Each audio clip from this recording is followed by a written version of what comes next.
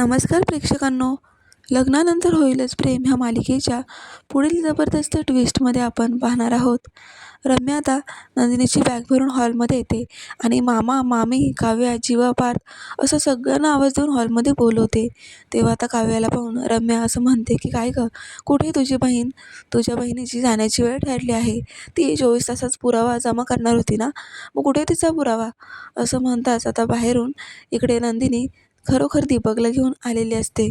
ती आल्याबरोबर हा घ्या पुरावा असं म्हटल्यावर आता नंदिनी ही पुरावा तर सिद्ध करण्यासाठी चक्क आता दीपकलाच घरी घेऊन आलेली असते.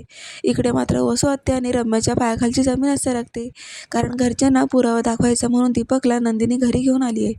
त्यामुळे आता वसूच्या पापाचा घडा भरलाय, तिचं सत्य समोर येणार असतं. तर आता विक्रम आणि मानिनीचे डोळे उघडणार आहे, कारण नंदिनीच खरं बोलत होती आताच सिद्ध होणार आहे. तेव्हा आता वसूला काय शिक्षा देणार हे पाहणं खूप रंजक ठरणार आहे. पाहत रहा लग्नात होईलच प्रेम. अशाच डेली प्रोमोसाठी चॅनलला सबस्क्राईब करा. धन्यवाद.